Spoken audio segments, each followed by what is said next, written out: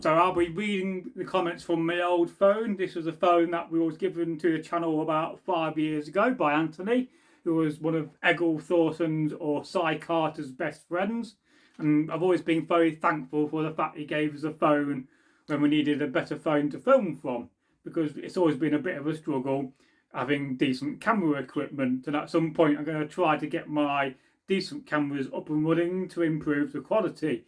But the first comment goes to Jessica Payne 8622. It says, "First, nice Viking conservatory with a big kiss." And I say thank you very much. Yes, some days I do film in my conservatory, which is that way, because I like to change the background scenes to the videos and also demonstrate that we actually do come from the modern world and we are actually not Vikings back in the 9th century that have somehow got hold of technology. So thank you very much for your comment. And we have a comment here by Erho2967 on the video where I got Egil Thorsen going around on a record player, and he says simply, "Too sexy." And we'll scroll down to the next comment, and I'll try to look at the camera when I'm reading these comments, but it's a bit hard if you're looking down there and I've got to look up there, so I'm going to have to do that and look at the camera at the same time. So bear with me. As always on YouTube, it is a learning curve.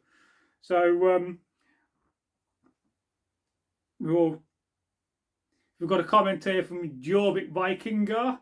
"Like a trysting whirlwind, this tale had me thinking. Totally enjoyed this video, mate." Well, thank you very much. And we'll go on to the next comment. And the comment comes from Scotland the Brave 1984.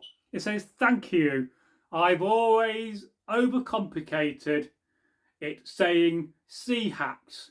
Now I know, and it was so obvious." And that is the shorts video where Egil explained how you say the word sax or seax. It varies to how you want to pronounce it.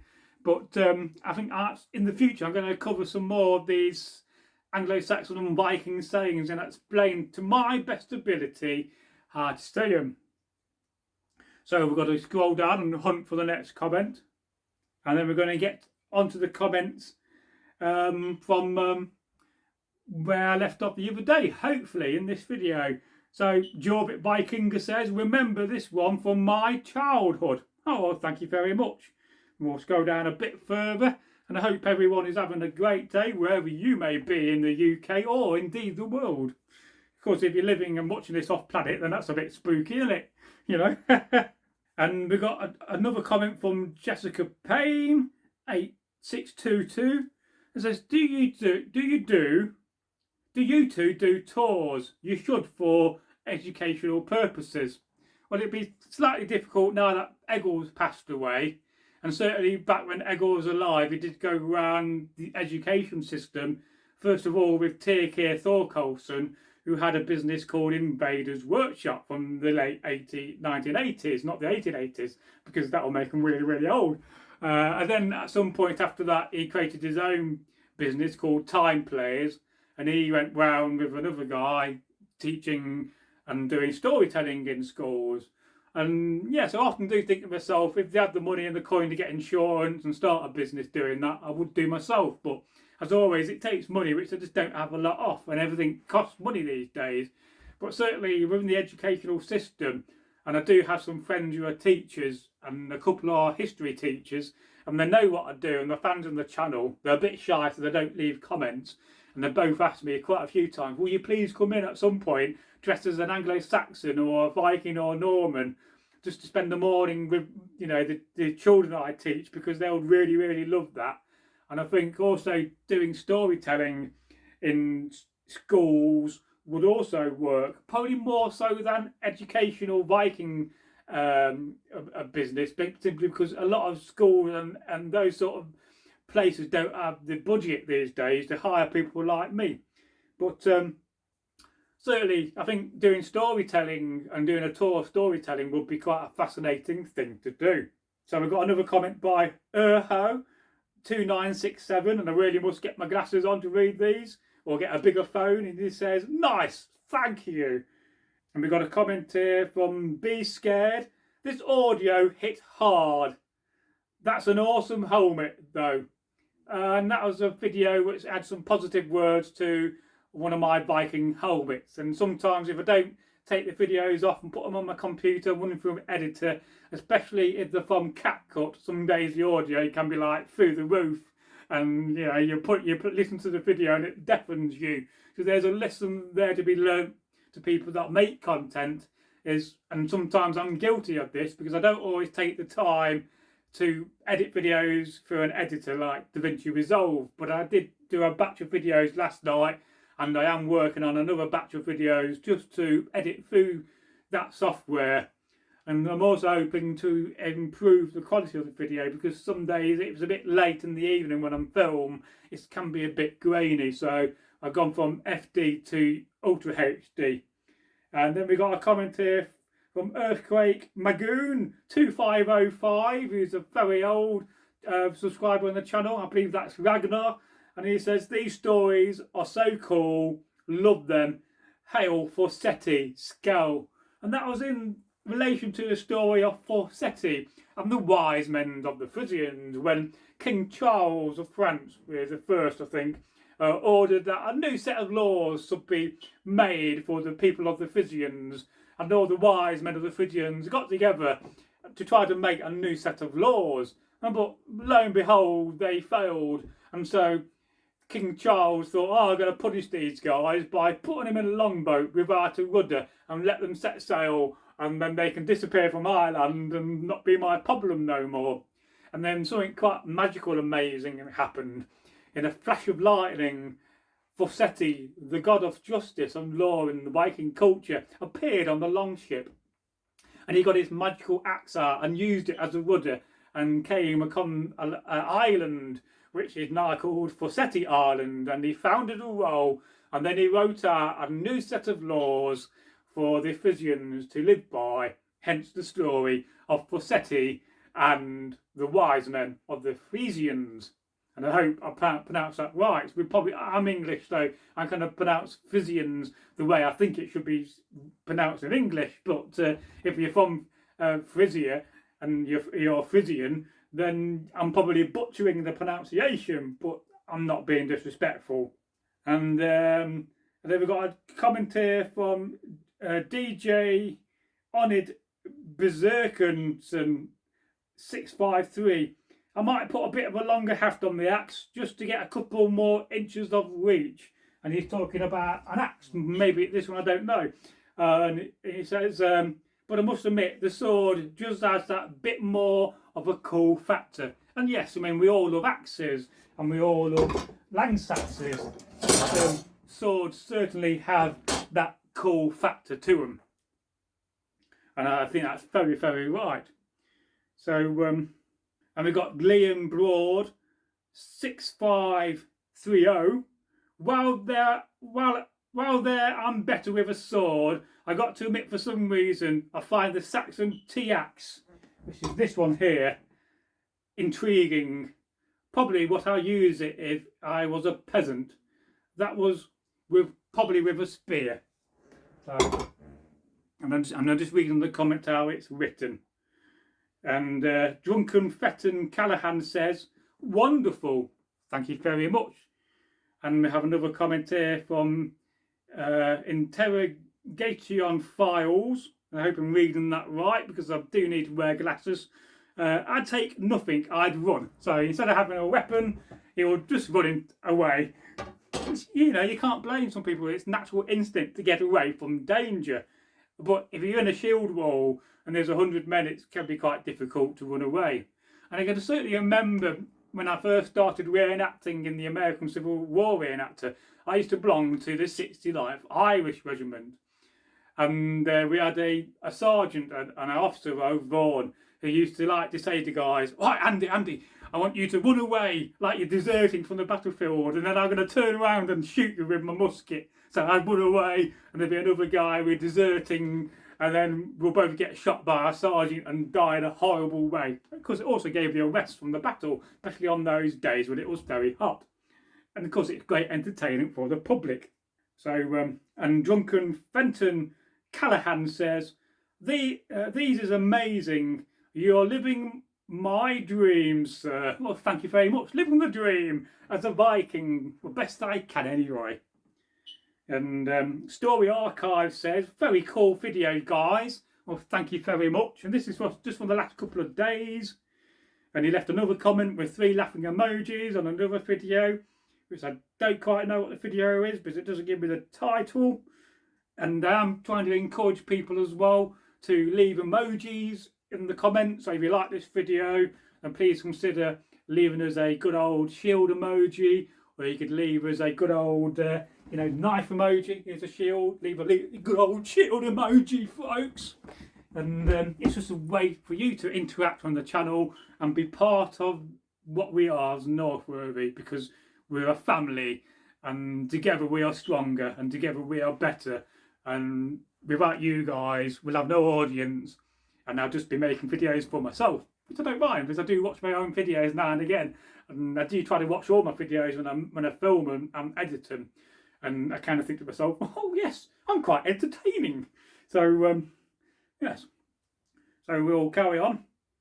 And JSO Parkyhurst 7422, I wonder how close to pure the hack silver was. Well, that's quite a fascinating, interesting comment and question. And it does make you think, how pure was hack silver and silver jewellery? Now, we know that silver ingots and stuff like that, and especially gold ingots, were pure between 85% and 95%. And we know that jewellery was pure when it comes to percentage of between 90 and 95%. And that, I'm sure you agree with, is quite pure. And the Vikings had different methods of testing the silver. They'd try to bend it, and they'd also work it. And a good old silversmith would know how pure silver is from how it worked when he heated it up and started hammering it. Because the purer it worked, the better it kind of hammered. So that's one method they would use. And they'd also have the ability to make silver pure with using mercury, which is a very complicated and dangerous thing. I don't recommend, because if you work with mercury, it can be very, very poisonous to you. So don't work with mercury unless you really know what you're doing. And I've certainly seen Viking silversmiths working with, mercury with the bare hands. It's not the wisest thing to do. But and it also depends on the time period of where the silver came from, and it also depends on where the silver also came from and the source of the silver. And again, it also depended on who was working the silver and the skill of the silversmith. For instance, if you're in your 20s and you've been silversmithing for 10 years, let's say, or you started silversmithing in your early teens, and you learnt as an apprentice, because you would learn from somebody else who would pass the skill on, and you would carry on your career. But if you've been working with silver for 30, 40 years as a Viking, and then you're going to have 3 or 4 times the knowledge. So yes, and again, coins were about 90 to 95% pure. And of course, you also got that famous case and King, is it, I forget now, Copper Nose, when you put copper into the coins, and when you rub the coins, his nose would, Henry VII, I think, the coins would show that his nose became copper when you rubbed the coins, because of the fact that he weakened the silver by putting copper into the silver, which was a bit of a con and a way to make the coinage a bit cheaper. And it shows you that we've been scammed for a long time. So thank you very much for that fascinating and interesting comment. And I have actually made a community post explaining how pure silver is, and I think I will film a video on this subject as well. So we'll carry on. So bear with me whilst I look through my phone and try to find some more comments. And we got a comment here, skull with 3 beer emojis and an American flag. It's from user DK8LY6QT3Y. Apologise for not looking at the camera and I read that out, because it's difficult to have your eyes in 2 places. Yeah, I could do with a 3rd set of eyes or 2nd set of eyes. And Erho2967 have left us a shield emoji and a good old emoji of a knife. If you type in knife, you get, first of all, you get kind of a knife emoji, but then you get another emoji what looks like a sword, or a dagger. So both of them are very cool emojis, as I get some comments on my TikTok videos. And perhaps we should go and read some TikTok videos. It's not something I do. Now we've got a comment here, and I have to probably agree with it, from Poor You Iwanrika TQ4YY, and this was on, you won't believe the epic battle of Ripperdes Fliot, and that's an AI video. I really must stop using some of this AI content, and it's simply put, cringe AI, stop. And I have to kind of agree to a certain degree. I mean, sometimes when you make these AI videos, sometimes they can be really, really cool and really, really good and informative, generally in the shorts format. But because you're limited to what B-roll footage you have in the AI app I use, which is in video, it can be a bit cringy. So it's, for me, it's a great way of answering some of the, the search terms that we're not covered so far. But perhaps I should stop just being a bit lazy, and perhaps I should, get the general idea from that video and then do my own voiceover, which would actually work out better, I think, rather than using one of these Australian voices, which I often hear. It's because we're not from Australia. We're from, not from down under, mate. We're from the UK and Derby. So carry on. There's a bit of awkward silence there whilst I search for the next comment to read. And how long do you want these videos to be? Let me know. So I think I read that comment the other day. So let's just bypass these comments and try to get some new comments. Because I like the idea of this concept of a video, because it interacts with you guys and girls, the audience. And some people really love it when their comments are read out. It can really make somebody's day. And, oh, wow, you've taken the time to record a video and read out my comment. So some people really, really love that. But as I often say in these videos, if you do not want your comment being read out on one of these videos, then please, just at the end of the video or at the beginning, bloody don't read the comment out. But I never had that so far. Most people welcome the fact that I'm reading your comments out. So we'll just continue. So I know I read these the other day. I mean, that's one of the problems with content creating, is some days you can get a little bit overwhelmed with the fact that, I got so many videos in hand. I literally got 2,500 videos in my shorts video file to go through. Now, some of them will be no good, 10% probably. 10% are probably being edited and put on YouTube. And then the other 80% I've got to go through. And, first of all, I click on the video, I watch the video, and I try to, write a title for it so I know what I got to do.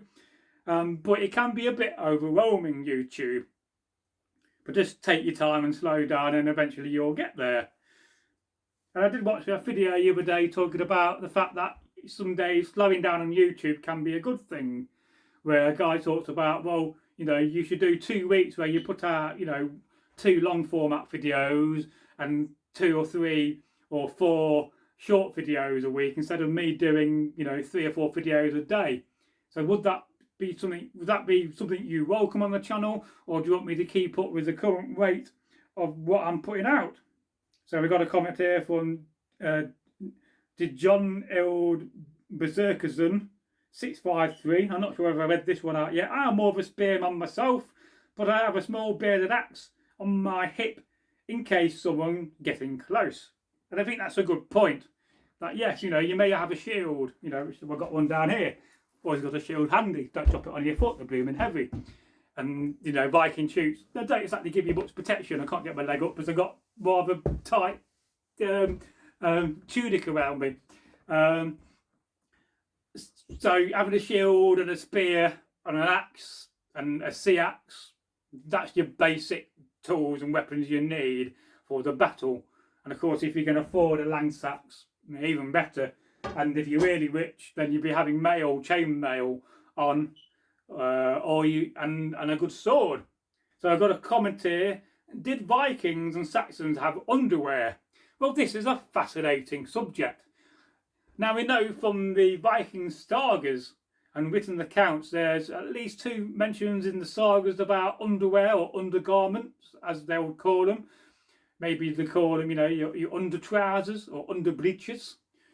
So we certainly know that they had that. I mean, I'm wearing a tunic, and underneath I've got an under tunic, so that's a bit like a vest. And the under tunic, which you can just see the top off of the braid, is made of linen. And the reason why you have linen for your under tunic is because wool is quite itchy, and depending how coarse your wool is, the more itchy it will get. So certainly the idea of having undergarments for your trousers, and then it makes me think, well, would ladies have some sort of undergarments for the dresses? Would it be simply an undergarment dress of linen, and and a bit like and they wouldn't wear underwear like they do today? Woof woof, as Eggles here. I'm sure you'll get quite excited over that thought. So it does make me think. Now certainly, there you are back in the Viking times, or let's go a bit further back in time to the Iron Age, in the pre-Viking age of the Vikings. Somebody's bound to come up with the idea of having undergarments. So yes, it does make sense to me to have undergarments. Now I don't generally, with my trousers, which you can kind of see the top of here, here's my top of my trousers, I don't generally wear undergarments. I've got some modern underwear on, and I think at some point I may make some linen underwear, like a set of trousers that goes underneath, because that kind of makes sense. And certainly in the 19th century, when it came to American Civil War, because I'm what you call a hardcore reenactor, so I like it to be as authentic as possible. So everything I wear, from my socks to my shoes to my underwear, would be authentic. We had something called drawers, and drawers are just like made of cotton, and you wear under your woolly trousers. And I do assure you that woolly trousers can be very, very itchy, especially if the wool is very coarse. So it does make sense to have, some sort of underwear. And if you're going down that route of being more hardcore, well, so in that, when I say that, I don't mean it in the sense of, what you can watch on YouTube, and not on YouTube, what you can watch on the internet. I don't mean that sort of content. I mean, when it comes to being hardcore as a reenactor, it's just being really, really authentic, and it's just going out your way. And you can get some hardcore reenactors that won't sleep in a tent, they'll sleep in a hedge, and they'll just try to survive in the wild, and that's extreme hardcore reenacting. Now myself personally, if I was doing Viking reenacting or 19th century, I'd go hardcore to the point my tent would be authentic, and I'd have nothing in my tent which would be modern, if I can help it. And if it is modern, it'll be hidden away at the back of my tent under a blanket. But of course, as a Viking or whatever period of reenacting you're doing, you can't carry everything on your back. You can't carry your tent, certainly. So, you'd have shelter halves. And it's the kind of the same sense with the Vikings. You'd have a bit of canvas you could put up to lie under. But it does make you think, So we'll carry on for a few more minutes. And I've got a comment from myself here, which is rest in peace, Egil Thorson. And of course, tomorrow's the 9th, and I'll get this out a few days after this in the week. But tomorrow is another Egil Thorson day. And if you don't know what Egil Thorson Day is on the channel, last year our channel host Egil Thorson passed away very suddenly. He got ill and got sepsis, I believe, and died very sadly. And he's very much missed on the channel. So tomorrow, being the 9th of the month, is the day when we remember Egil. And I put out a video which has not been published before, or sometimes it will be a video that I re-edited from Egil. Because back in the old days when we was filming in the garden, although we had a microphone on the decent camera we was using, it was still a bit windy, and I live in an area where you can hear a main road, but it does sound a bit like a stream or a waterfall. So with the fact that I can put the video on YouTube Create app, the beta version, I can actually get rid of that background noise now. So that's one of the reasons why I very recently re-edited some of Take or Graham's videos. Take Thorkelson. Just bear with me, I'm trying to find a couple. I know I read these comments. So we've got a comment here from Yoken4293. You look very whimsical. And when I had that comment, I had to go and look up what whimsical mean. I mean, it's one of those words which I don't often use. You know, I don't go, hello, how are you? You're looking a bit whimsical today, mate. It's not one of those words I'm overly familiar with. And it always amazes me how many words there are in a dictionary. I mean, they keep adding more words every day and every year and every day, every year. But, you know, we're never going to use all those words. There's literally bloody thousands of them, not hundreds of thousands. Oh, Anglo-Saxon on king. Anglo-Saxon king, sorry. I need to wear glasses wearing this video. I'm getting old, folks. It says that I love this video. And that's on a video of uncovering the shocking reality of being a Norse pagan. And that was a long format video. And I am going to make more content about being a Norse pagan. What does it mean to be a Norse pagan? And how, as a Norse pagan, do I see the world today? And one of my interesting ideas from the last video, where I had a comment from Sam Stapleton talking about the Ten Commandments, as I mentioned that briefly. I am going to make a video about the Ten Commandments and how I see the Ten Commandments when it comes to being a Norse pagan. Because some of the commandments are quite familiar to Norse pagans, like don't murder people, don't steal, don't go around you know, gossiping about your neighbours and so forth. And I think that would be a fascinating video. So we'll go past and get past some more comments. And we've got a few more minutes and then we'll be moseying on. So who was Norseworthy's first channel host? Do you know? Do you know who the first channel host was? Please leave that in a comment. And if you're new to the channel, then I urge you to go and subscribe, because we do make great content and we do put a lot of content out. You know, we aim to please and we aim to entertain and educate. And I'm going to make this last comment. It says, I remember his videos back in 2017. And that is referring to the legend that is Tyrkir Thorkelson. Oh yes, although an interesting fact I read the other day, I was going and looking through some of the old magazines we had from the society we used to belong to, and I found some that Tyrkir gave me many years ago.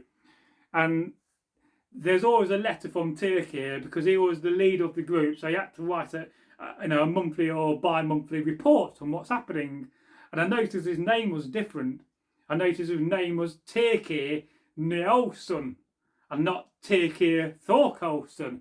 And of course, if you really are keyed up on the channel, you know that we had a few videos. There's about 2 videos from Njol Sigmundsson, who's Tyrkir's best friend. He's bold as a beaver, but that's probably the wrong phrase there. Woof woof, as Egger would say if he was here. But it kind of makes me think, well, was Tyrkir pretending to be Njol's son? Because you always take your father's name as your surname. So in my case, I am Bragi Magnusson. So my father would be called Magnar, would be his first name, and you take his first name as the part of his surname. And this is whenever you see anybody with the term Dottir. So you could have Magnus Dottir, that basically means Magnus' daughter. And you still see people today in Scandinavia using that phrase. And that heritage of names taken from your father with son or Dottir, because that's where the word daughter comes from. And I find that to be fascinating. And I do urge you to go and look at some of our really good content and playlists. The more you watch, the better the channel will get, and the more views we'll get, the more we'll grow, and the more things we can do. So until the next time we meet again, it's goodbye from me. Goodbye from Bragi. Thank you for watching.